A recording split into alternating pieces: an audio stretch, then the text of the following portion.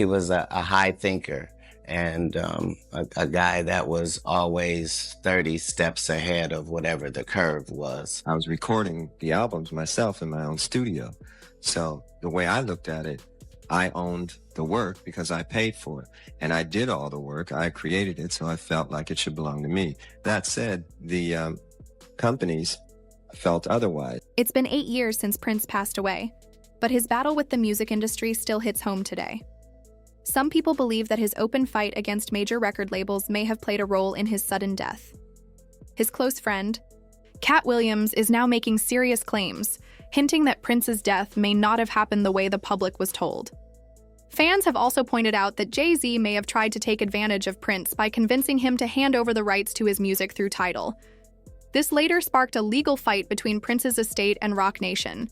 Now, Katt Williams is stepping in with his own thoughts, and he seems to think there's more to the story than what we've been told. He even claims to have proof. It shouldn't be a situation where they own the album or the work. We're talking about intellectual copyright. If they're going to be indeed a delivery service, then that's fine. But even FedEx doesn't say that they own the thing that they ship. Over the years, there's been a lot of talk about the unexpected deaths of music icons like Michael Jackson, Whitney Houston, Prince, and others. One thing they all had in common was that they spoke out against the major record labels. Prince, in particular, went to great lengths to escape the control of the industry. To understand why, we need to go back to when Prince first signed with Warner Music in 1977 at just 18. His album 1999 made him a star, and by 1984, Purple Rain and The Eye movie that came with it pushed him into global fame. Riding that wave, Prince used his rising popularity to fight for more control over his music and career. In 1985, he launched his own label, Paisley Park Records. Over the next 8 albums, he had massive success both creatively and commercially. But the good times didn't last forever.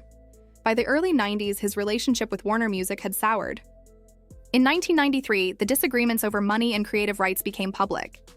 To protest, Prince started showing up with the word slave written on his face, calling out how the label was treating him.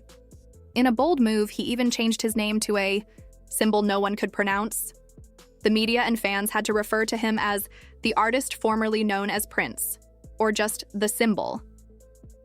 I had to search deep within my heart and spirit, and I wanted to make a change and move to a new plateau in my life. And one of the ways in which I did that was to change my name. It sort of divorced me from the past and all the hang-ups that go along with it. In another interview, Prince opened up about his frustration, explaining that Warner Bros. Had taken ownership of his name, trademarked it, and used it mainly to market the music he created. He said the label treated him like a money-making tool, turning him into just a piece on their chessboard. Around the same time, George Michael was also battling his own label, Sony, calling his contract a form of professional slavery. With 2 major stars speaking out, record labels were under serious pressure and struggling with public image. Even though Prince couldn't immediately break free from Warner, he began releasing albums rapidly to meet his contract terms as fast as he could. He later reflected on that period, saying that who he was didn't align with how the system worked, and the deeper he went into it, the darker it got. Eventually, Warner stopped distributing music from his Paisley Park label. In response, Prince launched a new label, NPG Records, with the goal of having full control over his music. He also signed with EMI, giving him the freedom to release albums on his own terms. But Prince didn't stop there. He kept calling out the industry, even saying that record labels were useless and shouldn't exist. Over the years, he continued working with different companies, releasing music through NPG in partnership with labels like Columbia, Universal, Arista, and at times even going back to Warner. Through it all, he stayed vocal about encouraging other artists to stay independent and consider other options instead of locking themselves into one label. Well, it's not your game. You didn't make the rules, so everything comes hard. And as long as you're signed to a contract, you're going to take a minority share of the winnings. A select few of us will do well. The majority will not. So as a people, we'll be considered a minority. But stop. Let's take a moment and look at yourselves. There's nothing minor about you. At one point, Prince became so disappointed with the music industry that he admitted he wished he had chosen a different path. In an interview with the LA Times, he said if he had known what he knows now, he never would have entered the music world. In another interview with Rolling Stone, Prince questioned what his life meant if he couldn't do things his own way. He said when a person is stopped from dreaming, they become a slave, and that's exactly how he felt. He didn't even own the rights to his own music. In his words, if you don't own your master owns you. In 2007, Prince made another bold move in the digital age. He announced plans to sue YouTube, eBay, and the Pirate Bay for using his music without permission.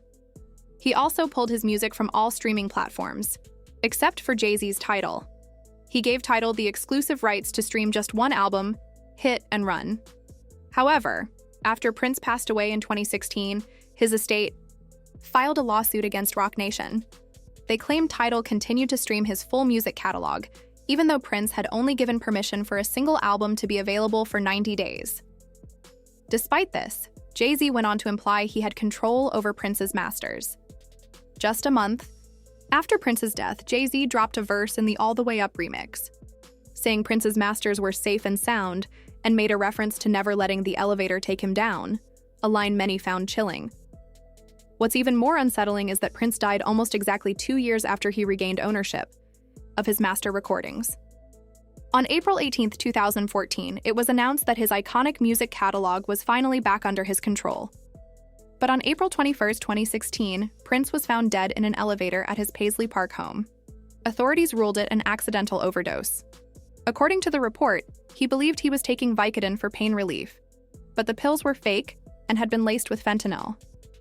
Hours after announcing a decision not to file charges in Prince's death, authorities released documents and video of his last days. Among the evidence, pictures from Paisley Park on the day Prince died, showing pills and a Bayer bottle authorities say contained the deadly counterfeit Vicodin. Unfortunately, the subject counterfeit Vicodin pills are an exact imitation of real Vicodin pills, but the counterfeit pills contain the potentially deadly opioid fentanyl. Just like the questions surrounding Michael Jackson's death, many fans didn't buy the official story about Prince either. A lot of people started to believe that someone might have given him those laced pills on purpose. Even inside the music world, several figures raised doubts. Kanye West was one of them. He hinted that both Michael and Prince were killed, and even claimed he nearly met the same end. He once posted a picture of Prince with "slave" written on his face and wrote, "Let's get it big, bro. You and Michael passed so we can live." Now, rumors are flying that Katt Williams is about to drop another explosive interview. Word is he's going to show actual proof that people high up in the industry were responsible for Prince's death. Though this hasn't been confirmed yet, the buzz is that Katt will talk about how Prince believed he was being targeted, just like Michael Jackson allegedly warned his close friends before his own death. Apparently, Prince felt that once he got full control of his music masters, he put a target on his back. Prince's fans have never fully trusted the official version of events.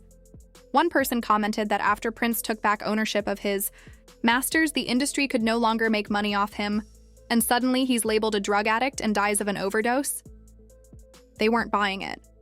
Another fan pointed out that Prince lived a clean life, but somehow ended up with the reputation of a junkie, and now his management is fighting over his estate. They added that he's worth more dead than alive. So what do you think really happened to Prince? Was it just an accident? Or is there something deeper going on here? Let us know in the comments, and don't miss the next video.